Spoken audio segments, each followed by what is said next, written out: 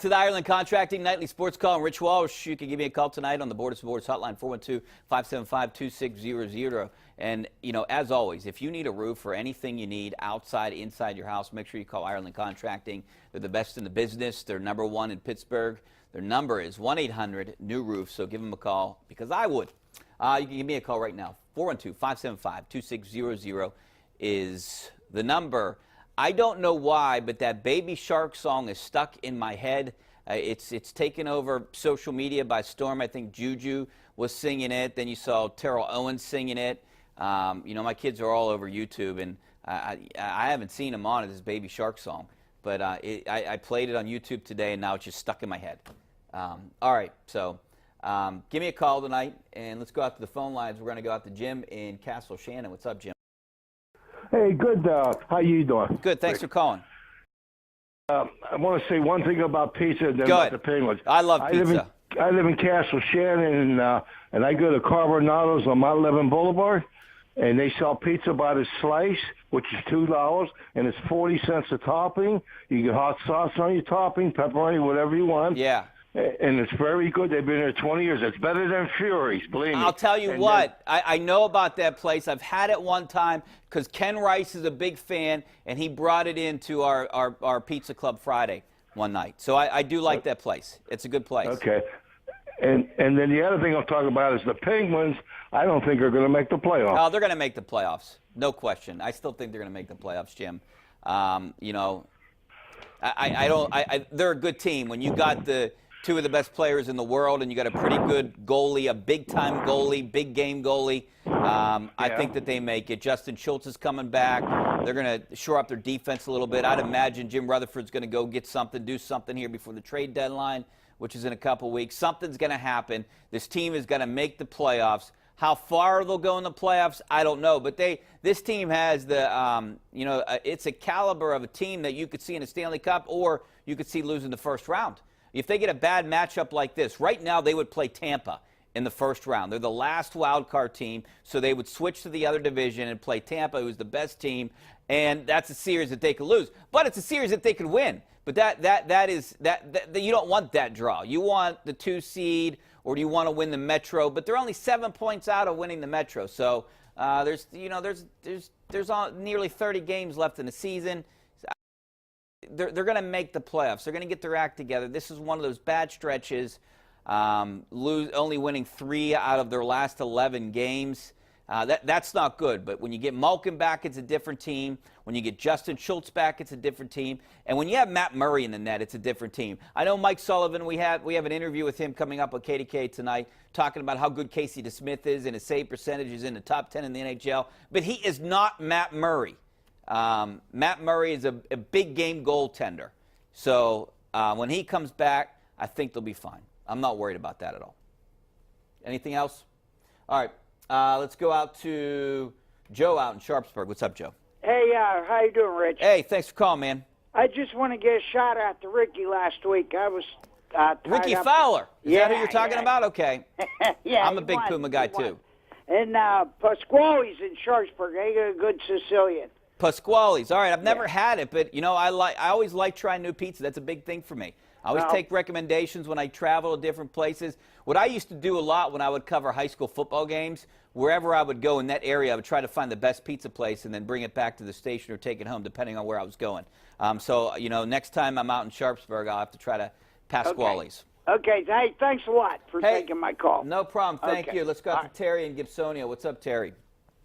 Hey, I want to talk about the goalie situation and the fact that Fleury might have been the better choice to sign for the final years of Malkin and Crosby, just for the fact that Murray's been injury prone. Yeah. I know he's a big-time goalie, like you said, for the big games, but, you know, to have DeSmith in there, he's just not, you know, he's mediocre at best. Terry, honestly, I couldn't agree with you more, and I talked about this at length with Paul Zeiss yesterday. With a guy like Matt Murray, you need a 1A and a 1B type guy. And Marc-Andre Fleury might have been that guy. You need a guy that can withstand an entire season. This guy's too injury prone. That's 3 injuries so far this year that have kept him out of games. He's prone to get concussions. He's prone to get injuries, and maybe it's just because he's a big guy. But I like him in situations when it's a big game. You can count on him. He has the right demeanor. Yeah, there's some questions about his glove hand, but I'm not a goaltending expert, and he seems fine with it. You know what? Mike Sullivan likes him. He wanted him. But I do kind of agree with you. One of the reasons they didn't keep Fleury is there's a couple reasons. One, those two couldn't coexist in the same room. You had to pick one or the other.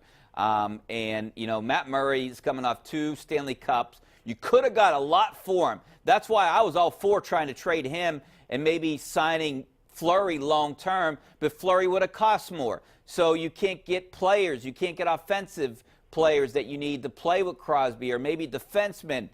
Because of Fleury's cap number. I understand why they did it. And, you know, it seemed like that he was being phased out and he wasn't Sullivan's guy, and they had to make a move. And, you know, I was fine with both moves, and I would have been fine with both moves. I mean, Fleury has been the better goaltender since he's been traded.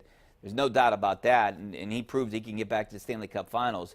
But I think if I was in that position, and I said it back then, I would have traded Murray. His value was at the absolute highest. You could have got a king's ransom for him, and a lot of young players maybe got some of these draft pick back. Not that you want draft picks, you're in win now mode, but you could have got a couple young forwards for him that could have helped this team. And Fleury, no question, is just as good as Murray. So right. The cost of Fleury had a lot to do with it too. Right, and the fact that Murray is injury prone. You know, at the time they signed him, they didn't know that fact. Well, no, I think they did. I mean, not as much, but you know, he was injured in the Stanley. He was injured in the finals there, in the playoffs that year. He didn't play until we got to Ottawa. I don't know if you remember that. And then he was injured the year before. So yeah, I think you saw some injury. Maybe not like it is now, but they had to have been aware of it. I don't know if they would. I don't know if you could go back in time. Would they have changed their minds? Would they have reversed it? That's still hard for me to say. But, hey, I appreciate the call. Thanks a lot. Let's go out to the phone lines. We're going to go out to Josiah in San Antonio, Texas. What's up, Josiah? Hey. You're Hey, AA, whatever this league is called now. You watching that game tonight? San Antonio, San Diego, a big Alliance football matchup. No, I haven't watched. I don't really watch it. But I had a question. Patrice Bergeron has been on a good run. He's played 1,000 games as a Bruin, which, like in other sports like NBA, loyalty and stuff is hard to find. And I just had a quick question. If you were the general manager of a team and Patrice Bergeron and Sidney Crosby both wanted the same amount of money, who do you think is the better player out of those two? Sidney Crosby. I still think. I mean, I'm going to say that too. Well, no, I believe it. I believe it. Like Sidney Crosby, I still think is the best player in the National Hockey League.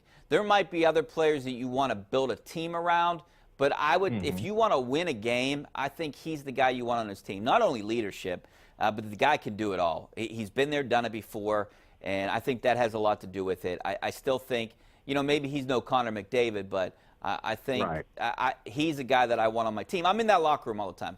I see these guys. I see the way he interacts with guys. I see him during warm-ups. I see him during practice. I see him. I talk to him. I interview him. I see him on the ice during games. I see him after games.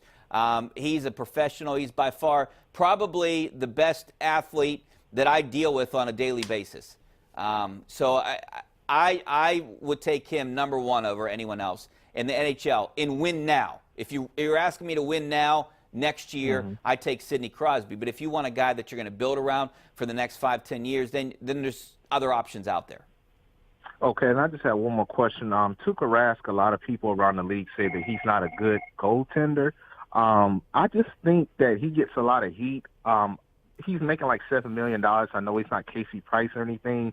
What do you think needs to be done with Tuukka Rask? I hear he's not that good of a goaltender. Well, he was pretty good against the Penguins, if you remember. He's always been good against the Penguins, Josiah. It's hard to play in Boston, I think, with any sport. But yeah, that might be a little bit. That might be a lot of money for him. If you're talking about the Penguins, they seem content with Casey DeSmith as their backup. Sullivan points out, and he did it. He'll do it tonight when we talk to him, and he did it the other day. pointing out how well Casey DeSmith is. He played in 30-some games. The Penguins are still in the mix. I don't think you're winning the Stanley Cup with Casey DeSmith, but I still think you can win a series with him or a few games in a playoff series with Casey DeSmith. So the Penguins really need a 1-2 combination. I don't know if this is the 1-2 combination that they ideally want, but Casey DeSmith is definitely serving the purpose right now. All right, we got to go to take a break. Back with more of your phone calls. Some of your tweets coming up next. Stay right there.